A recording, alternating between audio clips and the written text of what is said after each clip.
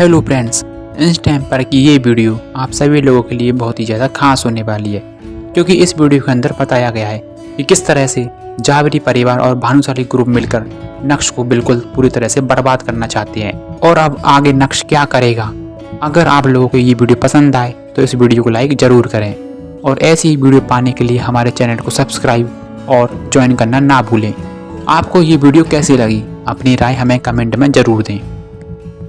जब से राहुल बिंद्रा ने जावेरी परिवार के 60% शेयर अनिका के नाम किए थे, उसी दिन से कल्याणी का मूड खराब चल रहा था, क्योंकि कल्याणी इस परिवार की मुखिया थी और उसका कंपैरिजन अनिका के साथ कैसे हो सकता था। लेकिन सोचने वाली बात यह है कि कल्याणी इस मैटर को अब कैसे हैंडल कर सकती थी।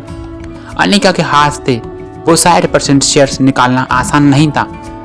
कल्याणी की बात सुनकर मेम्बू अंकल सबसे पहले अपनी जगह से उठे और बोले, माँ, मुझे लगता है कि अनिका के पास वो एबिलिटी नहीं है कि वो तुम्हारे शेयर को कंट्रोल कर सके। माँ, मेम्बू अंकल बिल्कुल सही कह रहे हैं। अनिका के मामा की वजह से अगर वो कांड नहीं हुआ होता तो आज हमारा परिवार ये दिन नहीं देख रहा होता। मुझे तो लगता है कि मामा और भांजी ने मिलकर राहुल बिंद्रा से हाथ मिलाया है अपने फायदे के लिए। लेकिन अनिका की भी तो जावेरी परिवार की ही मेंबर है, भला वो ऐसा क्यों करेंगे? अगर हमारे परिवार के शेयर उसके हाथ में है तो ये तो अच्छी बात है ना। एटलीस्ट किसी बाहर के आदमी ने ये नहीं सुना। धीमी आवाज में जावेरी परिवार के सभी लोग डिस्कशन करने लगे थे, लेकिन बहुत कम लोग थे जो अनिका का साथ देते हुए नजर आ रहे थे। पास्ट में जो कुछ भी हुआ है, मुझे उस पर अब कोई भी बात नहीं करनी है। मुझे तो ये बताओ कि क्या तुम लोगों के पास ऐसा कोई तरीका है जिससे अनिका के वो 60% शेयर हमारे पास वापस आ सके? ग्लूमी एक्सप्रेशन के साथ कल्याणी ने कह तो दिया। कल्याणी की बात सुनकर जावेरी परिवार के हॉल में बिल्कुल सन्नाटा पसर गया था। अचानक से मेम्बू अंकल के दिमाग में एक आइडिया आया और उनकी आंखों में एक चमक भी आ गई।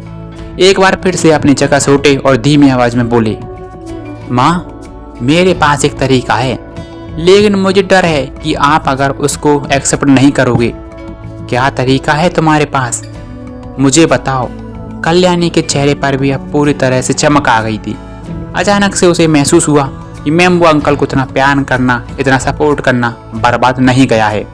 भले ही मेम्बू अंकल कैसा भी है, लेकिन जरूरत पड़ने पर उसके दिमाग में कुछ ना कुछ आइडिया आता ही है और रास्ता निकाल ही जाता है। माँ, मुझे लगता है कि आपको अनिका से ऐसे से अच्छे से बात करनी चाहिए और हो सकता है सब कुछ पॉसिबल हो जाए। आप अच्छे से बात करो, हमारे शेयर वापस मिल जाएंगे। इवन स्माइल के साथ मेम्बू अंकल ने कहा, चलो मान लो कि उसने हमें 20% शेयर दे भी दिए, लेकिन बाकी के 40% शेयर क्या उसके पास फिर भी हमारे 40% शेयर तो रह ही जाएंगे। कल्याणी के चेहरे पर डिसअपॉइंटेड दिखाई दे रहा था। मेम्बू अंकल ने कहा, माँ, समझी नहीं, मेरा मतलब ये नहीं है कि अनिका को इक्विटी ट्रांसफर अग्रीमेंट पर साइन करना होगा और साइन करने के बाद हम इक्विटी ट्रांसफर पर एक पीछे नया कागज का टुकड़ा भी लगा सकते हैं। आज की इस भागती दौड़ती जिंदगी में सब कुछ संभव है। ये बोलते हुए मेम्बू अंकल ने कुछ ज्यादा ही समझाने की कोशिश नहीं की, लेकिन वहां मौजूद सभी को समझ आ गया था कि मेम्बू अंकल अब क्या कहना चाहते हैं। अब जब बात यहाँ तक पहुंची गई है, तब ये एक तरीका भी सही है। ये बोलते हुए गहरी सांस लेते हुए कल्याणी ने कहा।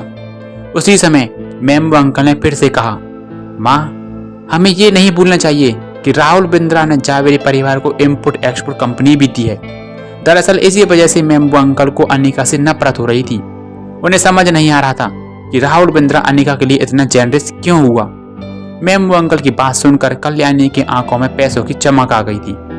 अगर कल्याणी के हाथ में वो शेयर आ गए तो वो कंपनी भी उसकी हो जाएगी और इससे जावेरी परिवार की ताकत अब और भी ज्यादा बढ़ जाएगी।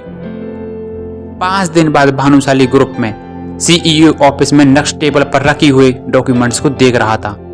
आज जैसे ही सुबह शेयर मार्केट खुलेगा, हमारी कंपनी के शेयर्स एकदम से 200% नीचे गिर जाएंगे।